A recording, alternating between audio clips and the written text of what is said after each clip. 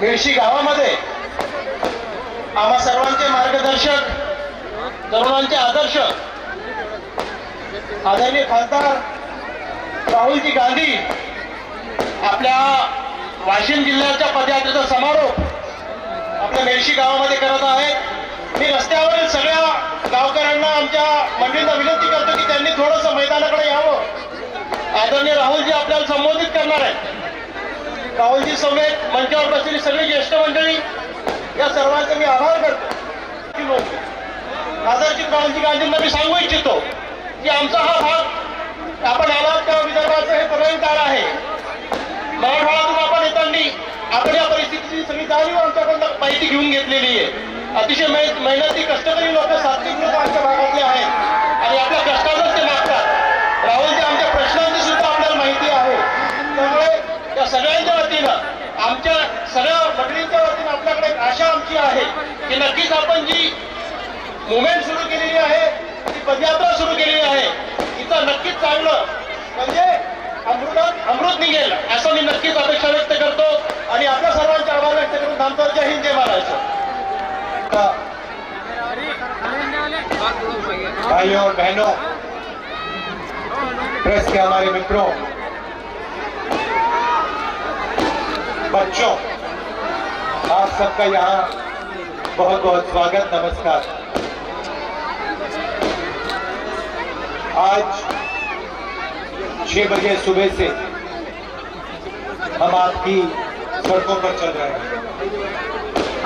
7-8 घंटे हो गए और ऐसे ही हम 2 महीने से हिंदुस्तान की सड़कों पर चल रहे हैं।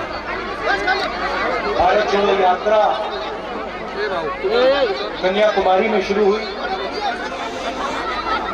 और अब महाराष्ट्र विदर्भ से निकल गई। 7-8 घंटे हम चलते हैं, आपकी बात सुनते हैं। जो भी आना चाहता है हम किसी को रोकते नहीं। छोटा व्यापारी हो, माता बहन, बच्चा युवा, जो भी हो, अगर हमसे बात करना चाहता है तो हम उसको बात करने देते हैं, उसकी बात सुनते हैं। 7-8 घंटे हम महाराष्ट्र की आवाज सुनते हैं और अंत में आप देखना 15 मिनट, ज्यादा से ज्यादा 20 मिनट हम अपनी बात रखते हैं। आपसे बहुत सीखने को मिलता है। आमतौर से राजनेता आते हैं, हवाई जहाज से आते हैं, हेलीकॉप्टर से आते हैं, गाड़ी से आते हैं, 1-2 घंटा भाषण करते हैं, मन की बात रखते हैं।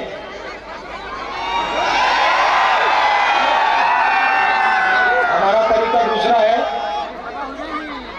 हम आपकी मन की बात सुनना चाहते हैं, समझना चाहते हैं।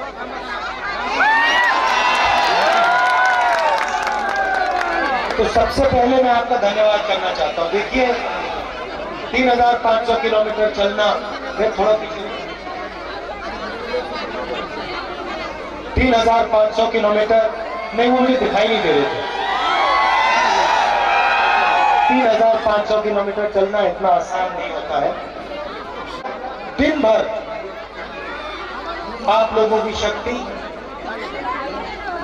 आप लोगों का प्यार, आप लोगों का भरोसा अगर किसी भी व्यक्ति को मिले तो 3500 क्या वो 10, 15, 20 हजार किलोमीटर चल जाएगा। और आप देखिए, मेरा चेहरा देखिए, ये हमारे नेताओं का चेहरा देख लीजिए, सब मुस्कुरा रहे हैं। कोई थका तो नहीं लग रहा ना? क्यों? क्योंकि हम अपनी शक्ति का प्रयोग नहीं कर रहे, हम आपकी शक्ति का प्रयोग कर रहे हैं। आपकी शक्ति हमारे को मदद कर रही है, आपकी शक्ति हमारे को श्रीनगर तक पहुंचाएगी। और ये हमारा जो तिरंगा है, दिनेश जी इसको लाइए सामने, इसको थोड़ा ऊपर दिखाओ। ये जो हमारा तिरंगा है, ये हमारे साथ कन्याकुमारी से श्रीनगर जाएगा और श्रीनगर में इसको भारत जोड़ो यात्रा लहराने का काम करेगी और कोई भी शक्ति इस यात्रा को श्रीनगर से पहुंचने तक नहीं रोक सकती। तो आपका दिल से धन्यवाद करना चाहता हूं।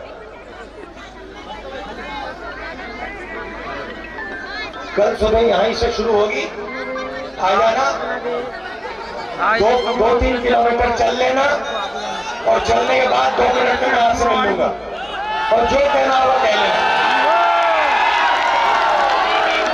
तो इस यात्रा के पीछे जब हमने ये शुरू की, बीजेपी के नेताओं ने कहा इस यात्रा का क्या मतलब है।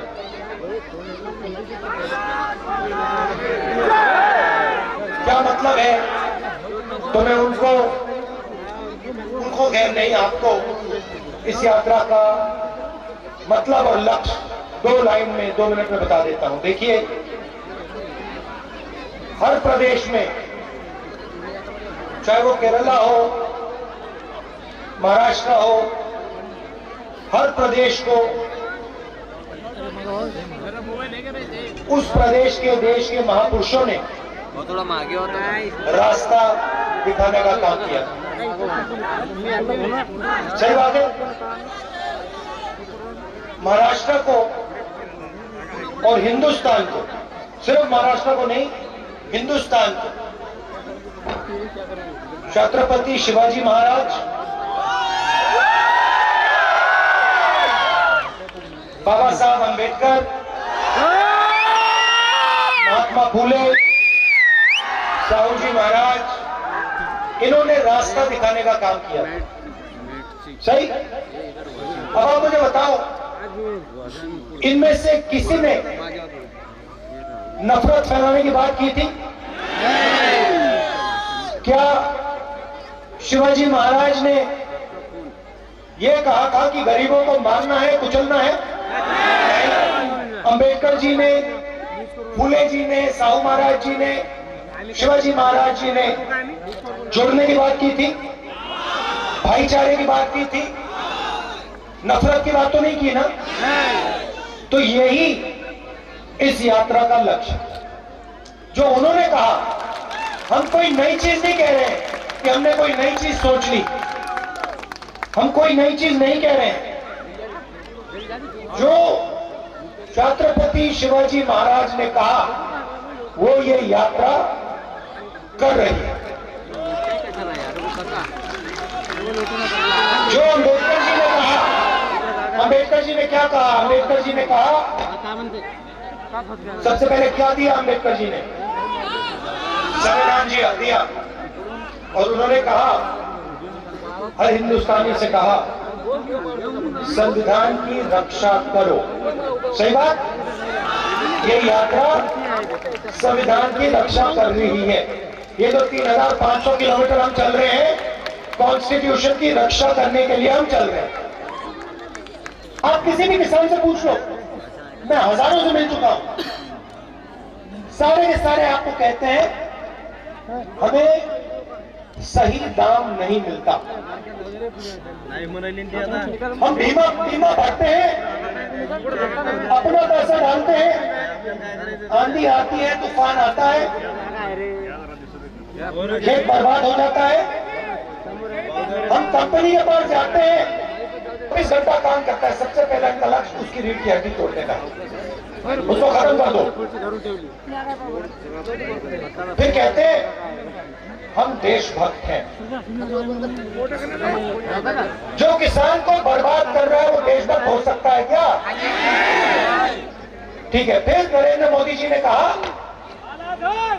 काले धन के खिलाफ लड़ाई लड़ती है। 8 बजे रात को भैया बुढ़ा ऐका ना यार, काय करतोय यार तू?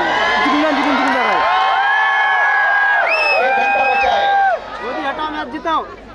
1 घंटे बाद उन्होंने कहा, टीवी पे आके कहा, भाई और बहनों, कैमरा हटा, और 1000 रुपए का नोट रद्द करने जा रहा हूं। सगळं आपण इकडे राहणार कॅमेरा समोर अब देखो आले गावात आपण आपल्या गावात येऊन आपण काले धन को मिटा दूंगा। अच्छा बताओ भैया, कुठून आले रे काला धन मिट गया क्या? 15 लाख रुपए मिल गए क्या? ये जो नोटबंदी की इन्होंने और ये जो गलत जीएसटी लागू की है, ये पॉलिसी नहीं है, मनरेगा पॉलिसी थी। भोजन का अधिकार पॉलिसी थी, ये पॉलिसी नहीं है। ये जो 2 कानून बनाए इन्होंने, ये जो हमारे छोटे व्यापारी हैं, जो स्मॉल और मीडियम साइज बिजनेस वाले हैं, इनको मारने के हथियार हैं। आप एक काम करना, मीटिंग के बाद जब आप चाय की दुकान में जाओगे, वहां पे आप पूछना या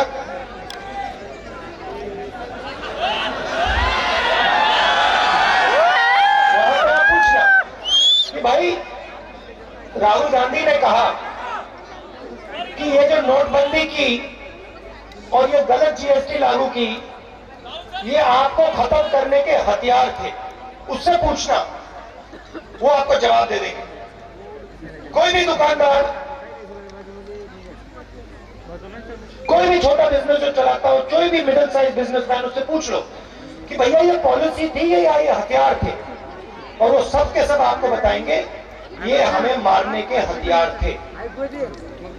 और किसी भी किसान से पूछ लो, ये जो 3 काले कानून आए थे, ये पॉलिसी थी या ये आपको खत्म करने के हथियार थे, वो भी आपको बता देगा। हरियाणा पंजाब के सब किसान बाहर आ गए, कहते हैं हम नहीं मरना चाहते, खड़े हुए 1 साल खड़े रहे। नरेंद्र मोदी जी कहते हैं नहीं, ये तो आपके फायदे के लिए है। अगर फायदे के लिए था तो बाहर क्यों आए? वो सड़क पे यूं खड़े हुए। तो ये इसका नतीजा क्या हुआ? नतीजा ये हुआ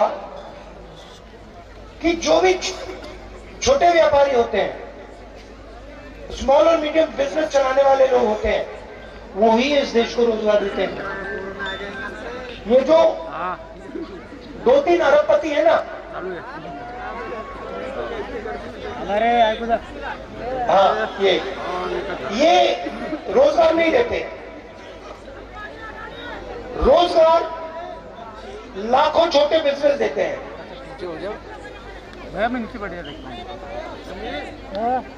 इन्होंने क्या किया? इन 2 हथियारों से ये जो रोजगार की रीढ़ की हड्डी थी, इसको तोड़ दिया। और नतीजा क्या है? नतीजा है कि मैं कन्याकुमारी से यहाँ तक आया हूँ, और यहाँ पे जो भी युवाओं मुझे मिलता है, वो कहता है भैया मैं बेरोजगार हूँ, मुझे रोजगार नहीं मिला। कहते हैं मैं इंजीनियरिंग पढ़ी मैंने, मुझे मजदूरी करनी पड़ रही है। डॉक्टर बनना चाहता था, कोई आर्मी में जाना चाहता था, सब रास्ते नरेंद्र मोदी जी ने बंद कर दिए। पहले क्या होता था? आर्मी में कितने साल के लिए जाते थे लोग?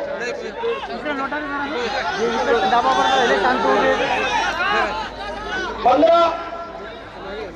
क्या होता था? 15 साल जाते थे, जॉब सिक्योरिटी मिलती थी, पूरी जिंदगी वो देश की रक्षा करते थे। उनकी ट्रेनिंग 15 साल की ट्रेनिंग होती थी। अब नरेंद्र मोदी जी ने क्या कहा? देश के युवाओं को कहा भैया एक काम करो, 6 महीने की ट्रेनिंग लो और 4 साल आर्मी में काम करो,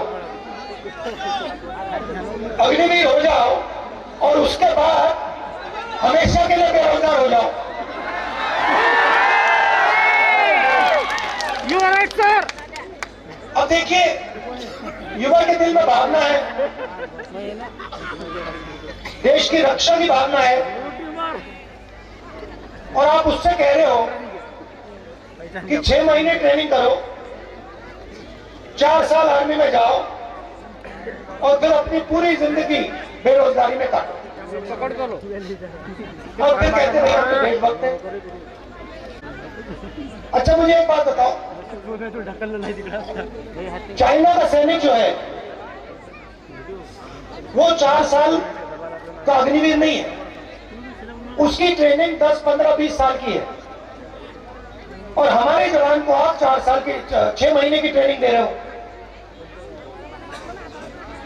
जब लड़ाई होगी उस साइड 10, 15 साल की ट्रेनिंग और इस साइड 6 महीने की ट्रेनिंग, कैसी देशभक्ति है ये? इसका नतीजा आप सब समझ जाओ। तो जो भावना है हमारे युवाओं के दिल में, जो भावना है देशभक्ति की भावना है, उसका मजाक उड़ा रहे हैं, उसका अपमान कर रहे हैं और नाम अग्निवीर दे दिया। सभा चालू है। पहले क्या होता था, जो गरीब लोग थे, पिछड़े लोग थे, पीछे से गया उधर उधर उग गया सब तिकडे गेले म्हणून उगला दलित, आदिवासी, उनके लिए रोजगार का एक और रास्ता था जिसको पब्लिक सेक्टर कहते हैं।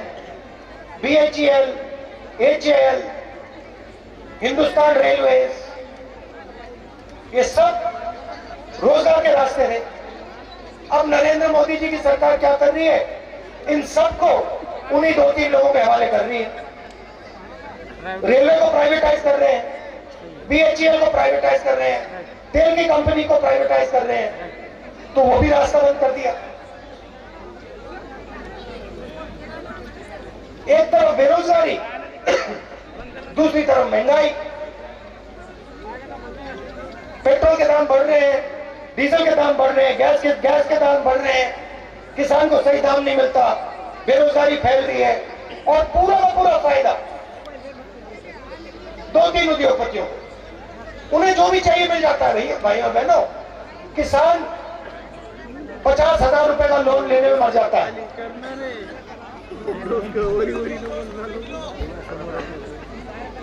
50,000 रुपए का लोन किसान को नहीं मिलता, इनको लाखों करोड़ रुपए का मिल जाता है। किसान का ये 1 रुपया कर्जा माफ नहीं करते, उनका ये लाखों करोड़ रुपए कर्जा माफ कर देते हैं। इसलिए हमने ये यात्रा शुरू की है,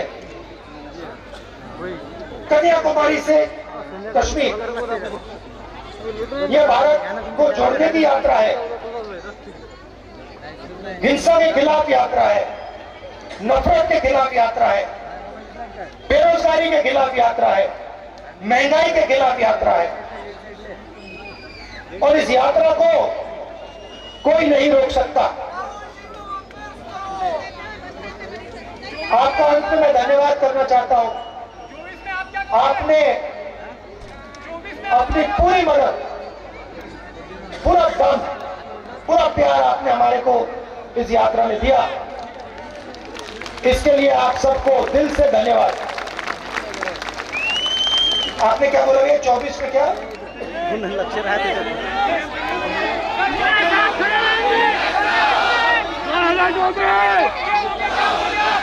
राहुल गांधी